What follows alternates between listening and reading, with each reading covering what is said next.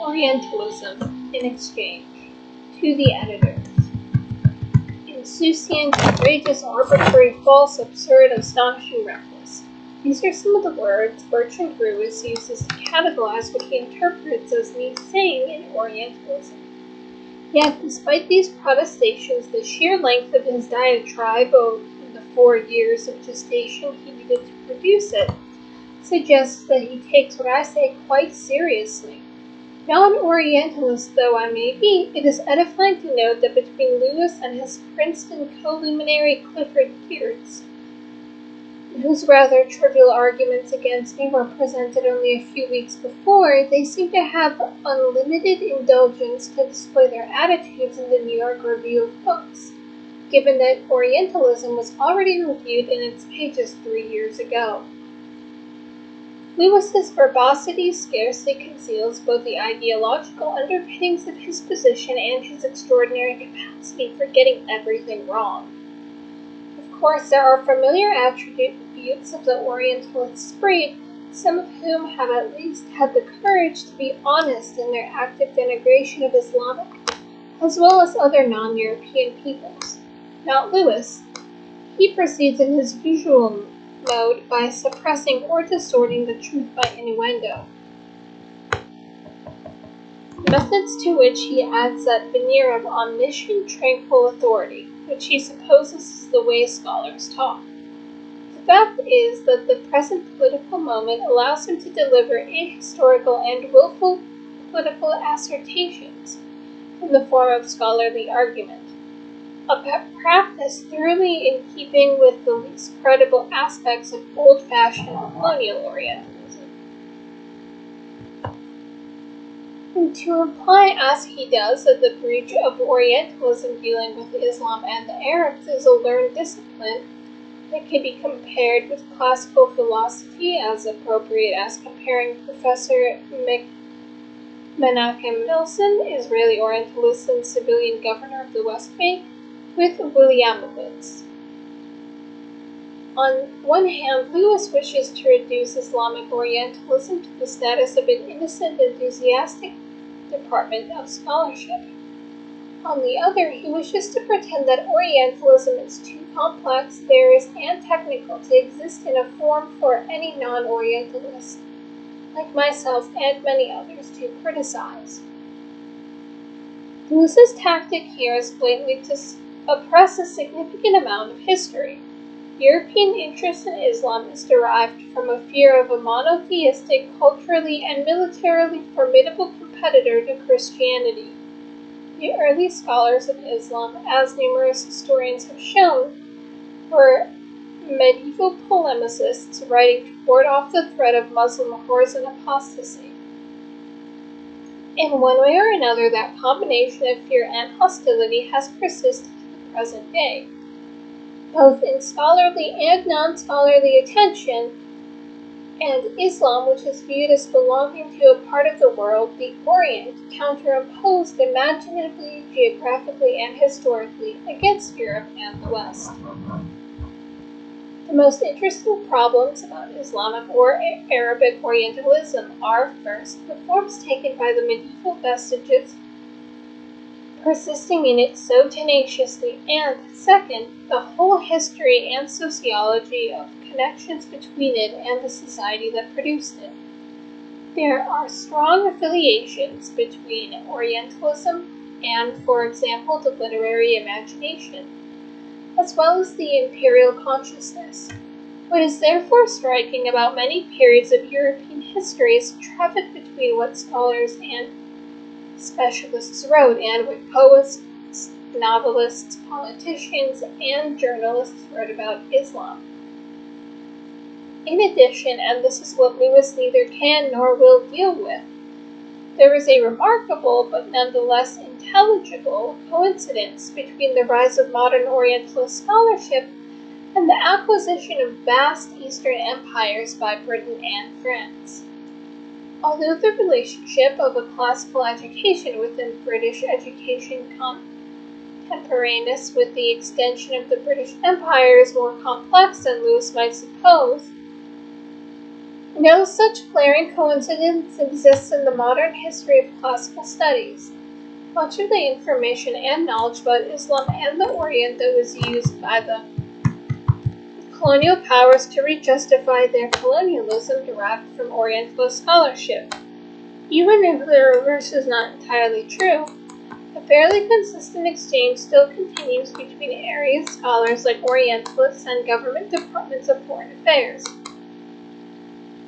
In addition to many of the stereotypes of Islamic sensuality, sloth, fatalism, cruelty, degradation, and splendor, to be found in writers from John Buchanan to V.S. Naipaul, are also presuppositions underlying the adjoining fields of academic Orientalism. In contrast, the trade in cliches between Indology and Scenology on one hand, and general culture on the other, is not as flourishing. Nor is there very much similarity between what obtains in Scenology and Indology and the fact that many professional scholars of Islam spend their lives studying it and still find it an impossible religion and culture to like, much less admire.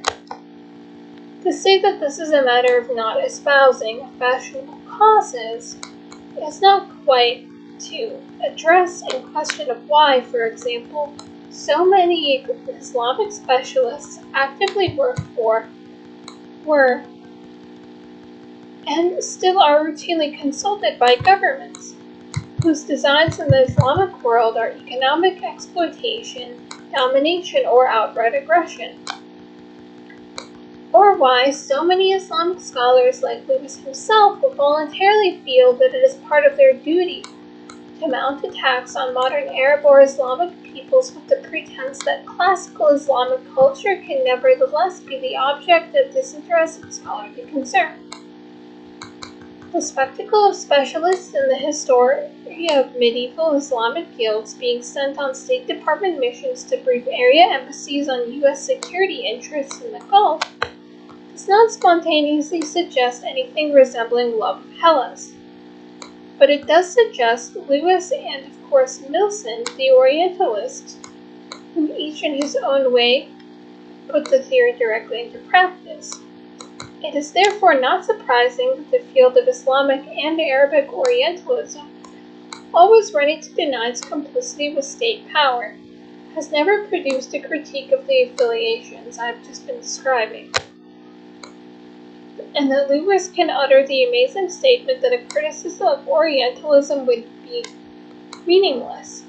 It is also not surprising that, with a few exceptions, most of the negative criticism of my work has elicited from specialists has been, like Lewis's banal description of a barony violated by a crude trespasser. Incidentally, Lewis is, as usual, inaccurate in saying that Le Monde reviewed the French translation of Orientalism unfavorably. There are two reviews, one of them favorable. As for the specialist reviews, they were mixed and Lewis wrong again.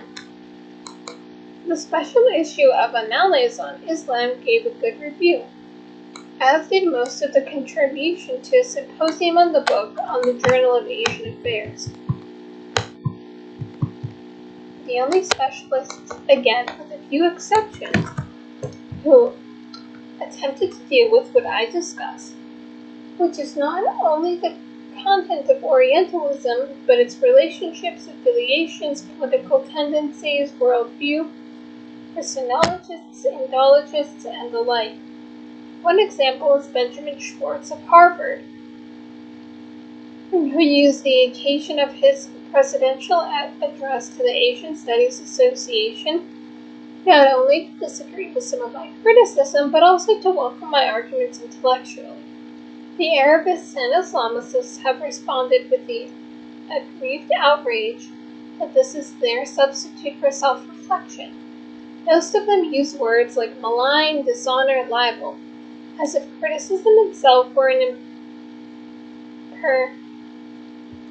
impermissible violation of their sacrosanct academic preserve. In Lewis's case, the defense he offers is an act of breathtakingly bad faith, since I shall show, more than most Orientalists, he has been a passionate political partisan against Arab causes in such places as the U.S. Congress, commentary, and elsewhere.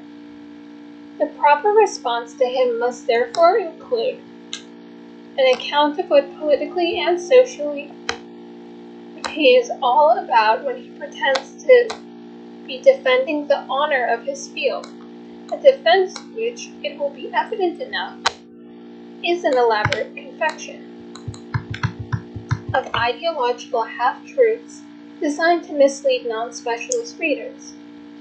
In short, the relationship between Islamic or Arab Orientalism and modern European culture can be studied without at the same time describing every Orientalist who ever lived, every Orientalist tradition, or everything written by Orientalists. It is idiotic to say that Orientalism is a conspiracy, or to suggest that the West is evil. Both are among the egregious fatuities that Lewis has the gall to ascribe to me. On the other hand, it is rank hypocrisy to suppress the cultural, political, ideological, and institutional contexts in which people write, think, and talk about the Orient, whether they are scholars or not. And I believe it is extremely important to understand the fact that the reason why Orientalism is opposed to so many thoughtful Arabs and Muslims is that its modern discourse is correctly perceived as discourse of power. In this discourse, based mainly upon the assumption that Islam is monolithic and unchanging and therefore marketable to experts for powerful domestic political interests, neither Muslims nor Arabs recognize themselves as human beings, or their observers as simple scholars. Most of all they see in the discourse of modern Orientalism is a chronic tendency to deny, suppress, or distort the cultural context of Orientalism in order to maintain the fiction of its scholarly disinterest. It is precisely this tendency that Lewis's rejoinder to me exemplifies. Taken first, his charges of inaccuracy, ignorance, or tendentious analysis, he appeals to audiences that is most likely to know how deliberately imprecise his points are. But it is very likely to assume that since Clifford Geertz has told them I am an imperdate left-wing Orientalist, Christian Palestinian, I cannot be trusted. This is not an epistemological issue, but a political one, and Lewis exploits it shamelessly. He says that my knowledge of Arabic and Islam shows astonishing gaps, as if my knowledge of Arabic isn't beside the point entirely. His example is my alleged mistranslation of the Arabic word tawhid, which, borrowing without acknowledgement from H.A.R. Gibb, Lewis says is monotheism. I do not wish to argue with Lewis, or to show that no Muslim, no Islamic scholar, certainly no literate historian of religion, would want to reduce as important a word as tawhid as clumsily as Lewis does to one meaning, especially where everywhere else in his polemics, Lewis is at pains to show that words have many meanings. I just want to note that in his unseemly haste to attack me, Lewis has overlooked the fact that what I said about tawhid occurs in a discussion of Louis Massignon, that is footnoted, and that the reference is to Jacques Swadenberg quoting Massignon's translation of tawhid verbatim. Now, ask literally anyone, including Lewis, with any idea at all about Islam, whether he or she would trust Massignon or Lewis and Gibb on the question of tawhid, and the matter would be closed. Fortunately, even that isn't necessary, since Lewis's carelessness in reading English disqualifies him from argument before we well get to Arabic. Then there is the meaning of thawra, the common modern Arabic term for revolution, and Lewis's description of it. His discussion of thawra, incidentally, is one of two occasions in an enormous article in which Lewis reveals that he is writing not just as a defender of Orientalism, But as someone I criticized in 2 of my books, his declaration of interest, as so often extremely discreet, with bogus leaning. Lewis parades meanings of Thara acquired from a superficial survey of sources. His Orientalist account of the word has little to do with what it means in contemporary usage. Thus, his method of proceedings is peculiar to a field that studiously places greater value on what European scholars thought and said than on what users of a language thought and said. One of his examples is Thara, associated with the act of rising up, after which Lewis affixes to rising up a parenthetical instance, a camel. Then he says in his defense of follows, the standard classical Arabic dictionaries, and would have been immediately recognized by anyone familiar with Arabic lexicography. Arabic lexicography isn't the issue here. The real issue is whether Lewis is right to associate rising camels with the contemporary meaning of the term Thara, and whether anyone using the term in Arabic, a native speaker, would find the rising camel of any relevance. In fact, the standard Arabic dictionaries do not use the camel example, and when they do, the camel is given an insignificant illustration, usually given 1 or 2 inconspicuous lines out of a total of several pages. More corrupt than rising up is the association between Thawra and anger as a cause for movement of armies or people. A very important dictionary, Zakshir's 11th century Asas al-Balacha, doesn't even mention the rising camel. So we see that Lewis deliberately chooses an unimportant example, first in order to indulge the well-known Orientalist prejudice that all Semitic languages ought to be understood with reference to concrete or desert usages, and second, to score a point against the modern Arabs, whose use of Thawra is undercut by the word's insignificant origins. In so doing, of course, he scans actual usage, the elucidation of which is presumably why he wrote the article.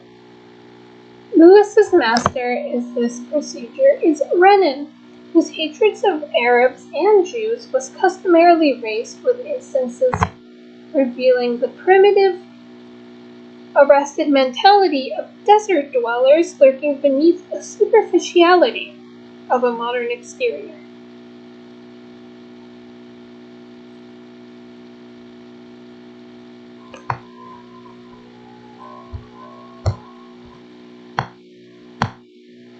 All of Lewis's scholarly points are of the same kind and don't require as much disproof. Certainly, his contention that I only discussed minor works by minor Orientalists is about as well founded as his confusion of revolution with the rising camel. When he says that I malign Lane and Stacy, he is reading his own insecurity into what I say.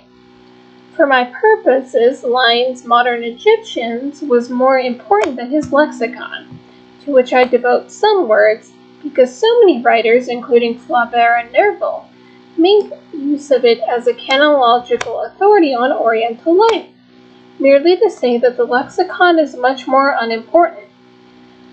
Perhaps because in its first volume, Lane cites the camel-Thawra connection in a subsidiary verb form, is today say something very arguable indeed. As for Schegel's division of languages into Indo-European and Semitic families, I didn't cite it as something to be objected to, only to show how Schegel used the distinction I quote from Orientalism to utter strictness on, for example, the dead empty theism of Islam. Once again, Lewis cannot read what I say with anything resembling accuracy. Certainly, I admitted German scholars, although I would have thought Lewis would have been able to understand my reason for doing so, which, to repeat, is that since I was not talking about everything Orientalism did, and since I was interested principally in the relationship between Orientalism and the two major imperialist powers in the Orient, the German school, despite its prodigious output, can be best regarded as elaborating and extending the essential Weltanschauung adumbrated by its French and British predecessors. Lewis is not the first Orientalist to hector me with omitting the Germans, nor is he the first to cite dutifully a lot of names that I don't mention. He had the intellectual rigor to blame me for not discussing Israeli Orientalists. He would have made a good point. Nevertheless, he needs to be reminded again that I didn't write a biographic description of Orientalists, and that he and his specialist colleagues should produce substantive reasons as to why the Germans and all the others should be mentioned. Otherwise, we shall have to conclude that lists of names and expressions of outrage are the extent of what Orientalists can utter when they are criticized intellectually. Lewis's ideological unwillingness to confront my essential arguments extends naturally to his habit of distorting how I state it. The few sentences he reproduces from my account of Sylvester de Sacy are mischievously purged of the crucial phrases I used to describe the man's enormous efforts and influences. For example, that Sacy's achievement was to have produced a whole field. Far from dating the rise of Orientalism from the late 18th century, I specifically dated from 1312. Having mistaken the 14th century for the 18th, Lewis is scarcely in a position to fault my sense of history, and given his extraordinarily careless way with what he reads, it is no wonder that he cannot grasp the self-evident truth of that modern knowledge, that the Orient was based on the literary capture, transport, and conquest study by Europeans of documents from the Orient. How and where does Lewis suppose that English and French scholars found the texts on which Orientalism as a science was based?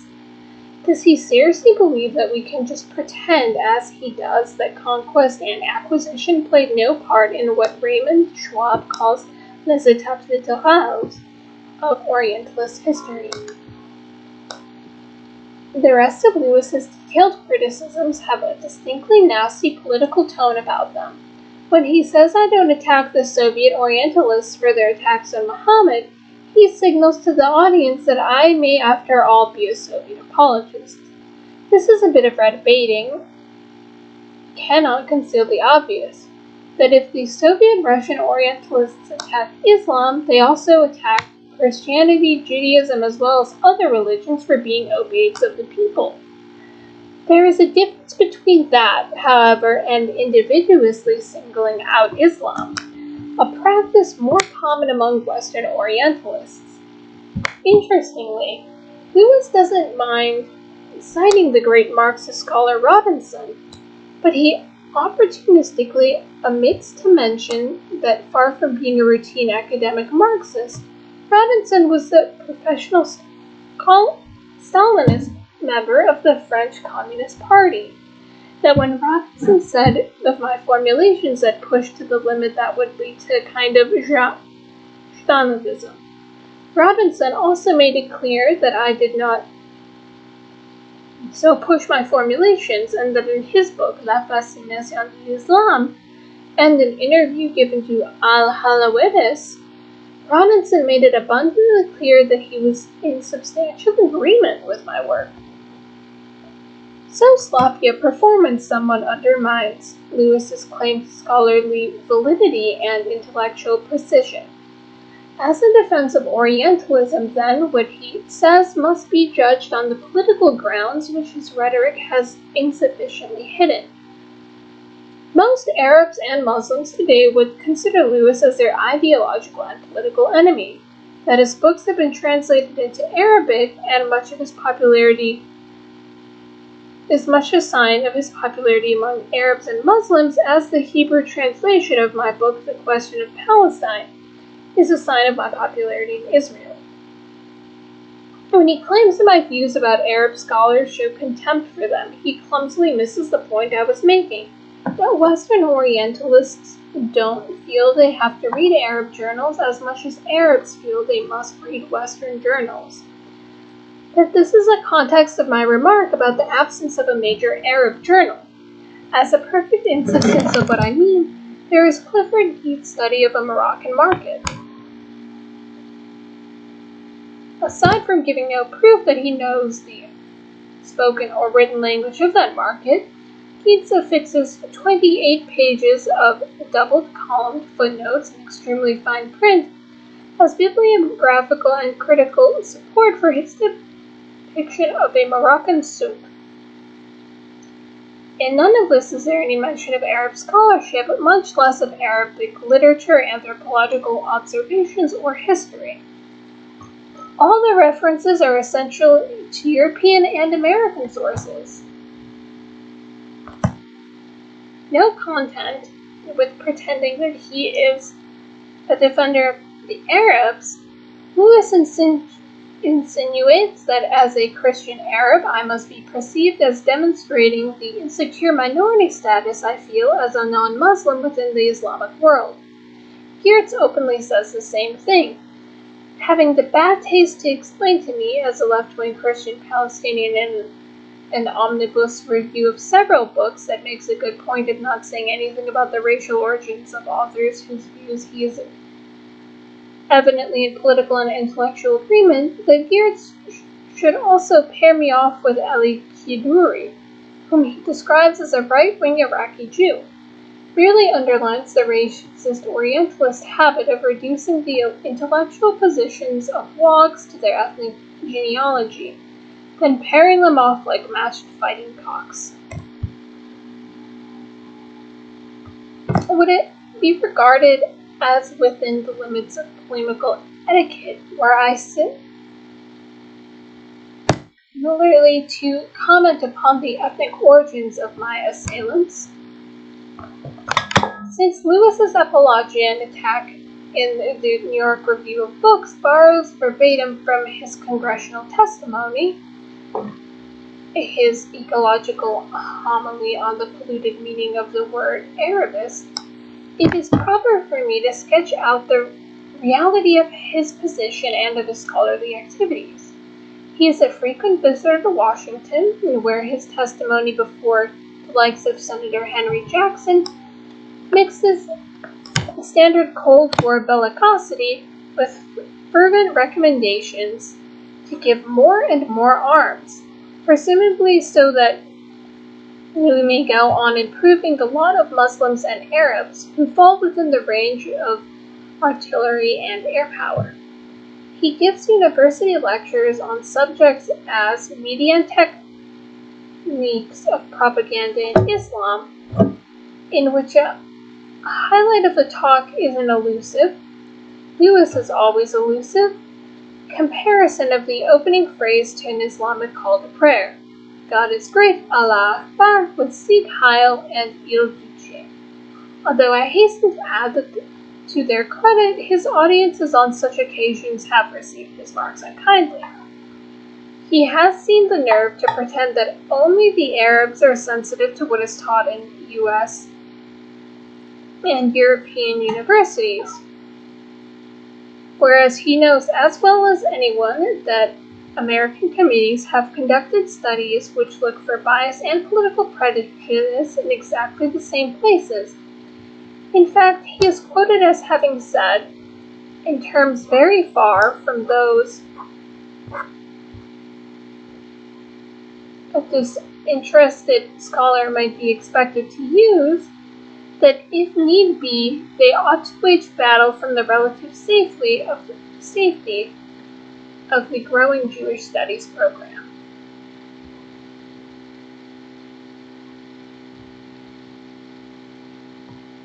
But it is when Lewis tries to hide politics beneath the umbrella of academic respectability that he is at his most unscholarly. and most overtly the active political scientists, lobbyists, and propagandists. His lame concession to even-handedness is that one of his Princeton international seminars, he did invite a Sudanese Muslim to debate the proposition with Africans that it was Arab nations who depopulated their African countries in time past. And if that isn't lobbying enough, he ran a seminar in 1979 on the millet system in which the Palestinian Arab minority was spoken by a professor mellifluously discussing the Palestinians' behavior without much reference to the legal structures against them as non-Jews in a Jewish state, and in which the whole concept of millets as an implied solution for the Middle East instability was presented throughout the seminar in ways that strikingly reduced the vision of a world divided into racial and ethnic ghettos.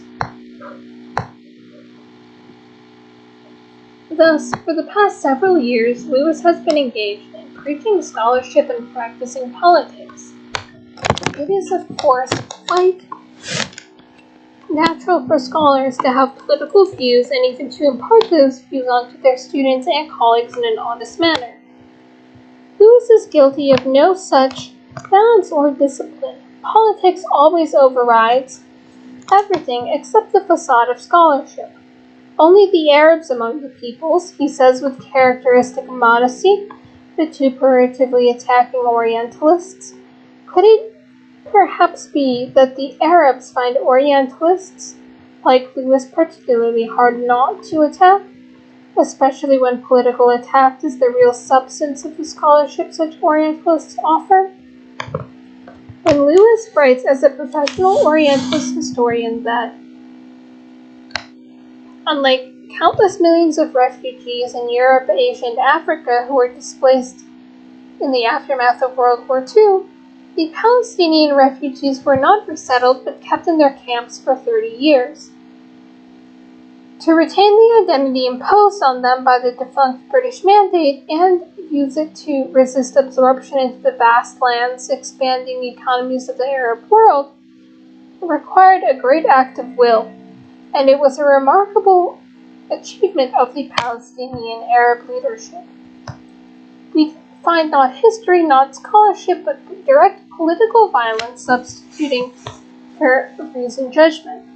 To say that Palestinian identity is simply the creation of British colonialism, as if Palestinian history prior to 1920 did not exist, is not only to utter a scandalous falsehood based on a typical Orientalist disregard of mere natives, it is also to propose that resettlement and absorption might be possible if the will of the Palestinian Arab leadership were to be broken. Note also that in making no mention of the 600,000 Israeli Palestinians or of the 1.3 million West Bankers and Gazans, Lewis wishes them away. Like Rabbi Kahane and Gush Emunin, he therefore seems to advocate driving them out into Arab countries. The resemblance between Lewis's view of the history and desirable function of the question of Palestine and Menachem Milson's is chilling.